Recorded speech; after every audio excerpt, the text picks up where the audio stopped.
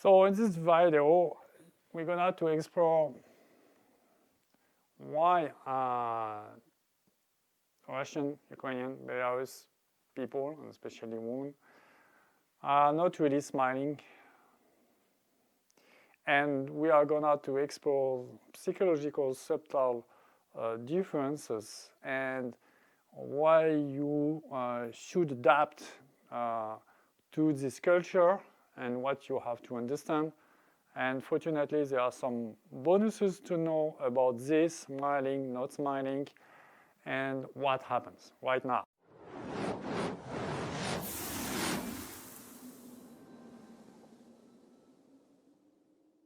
In our culture, we are used to smile almost every time, especially in social, especially at work, and if you are involved with other people and especially with clients. You have to smile to the client all time.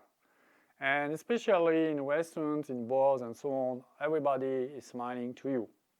But for what? To sell you something? Is this not superficial in a way? Yeah, just an example. If you have gone to Ukraine, to Russia, to Belarus, just a question.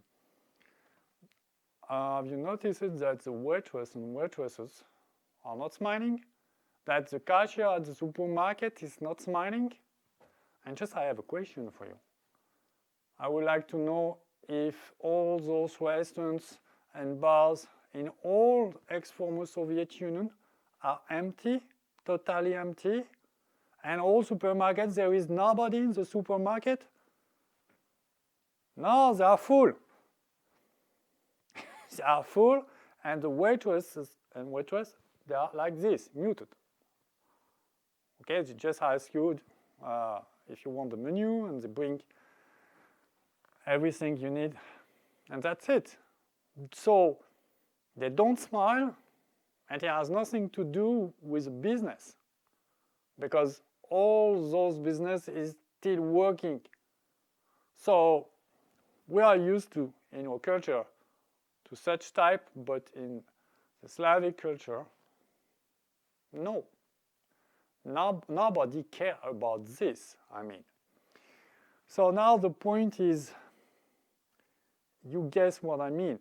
I mean that, in fact, a guy who is smiling too much, who is smiling like automatically, is like a weirdo. It's likely to disturb some woman. No, I'm really serious about this. I will be more direct. You could like an idiot to all time be smiling, because it's not on purpose. And we have this damned smile on our face from we are maybe kids, and we look like you know the word in Russian, debilny.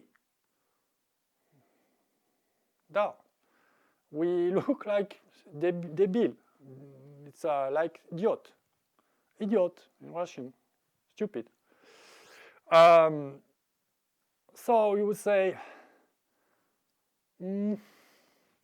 what can you do about this? Smile less. Yeah, this is the advice I give you to stop smiling. Doesn't mean that you should stop totally. I mean, some psychological studies, and I will tell you right now what I have retrieved from several psychological studies. First of all, if you have gone to the Asian sphere, it is scientifically proved, and if you have gone there, it's true, that those people are less smiling than in the Western country. Cannot compare between ex-former Soviet Union. I would say maybe less smiling. Okay, so you can see that some other cultures don't smile so much. The second thing is that when you are smiling, you look older. Yeah, you look older. Okay, this is a one study, but probably because people can see you Winkles at this moment, especially. The third study I remember is about masculinity and trust.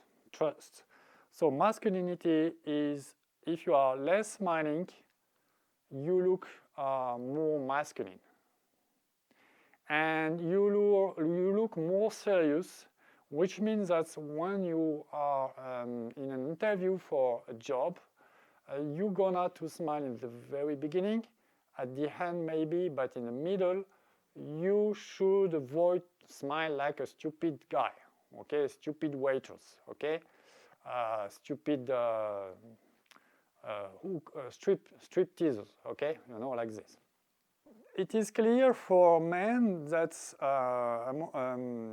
among another study that in fact when they start to have some distress, the men are more likely to smile.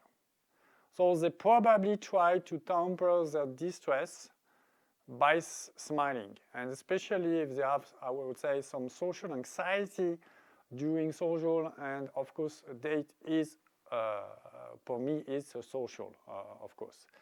And the last thing you need to know, it is another study, it is like women are very good to read your face, your non-verbal language, and of course they are more than men capable to understand if your smile is authentic or not. So of course if you are smiling because you are nervous inside and you try to make a composer to have a special attitude to protect you, they will get it very, very easy. And I can tell you that in attraction, of course, if you are not comfortable with yourself because you are under stress, you are not making the date comfortable. And so the woman is not very comfortable. And so you are just lowering your chance to get this connection with the woman. I have an extra bonus to you about smiling, and this one you need to remember this. So when you are on a date, when the woman starts to relax and to smile, you need to link this with other sign. But it is, I would say, one thing when she starts to smile. But you cannot just center your attention on this smile, okay? If she starts to smile, she starts to relax, and so I would say that the connection is likely to start, but you have to know some other thing to confirm this connection, okay? So the extra bonus is there is an advantage of this culture on non-smiling culture. Look, one day I was with my ex-wife on the street, it was very crowded, and we were working together, and of course there were many people around, and a woman was passing by, and she was in face, she was crossing me on the sidewalk, and she smiled to me. And my ex-wife was very good at social and lecturing non-verbal language. And she got in the very first second, half second, that this woman was smiling to me. And she turned her face and she looked at me and she said, "Oh, she likes you," like this. So what I want to say about this is, if you are, let's say, in a theater or in a restaurant and a woman is smiling to you, just go. Just go. You go, if you are in a restaurant, you wake up and you say, "Oh, okay, maybe you don't speak any Russian, okay? So you try to do your possible and you introduce you and you just go and start to talk to her.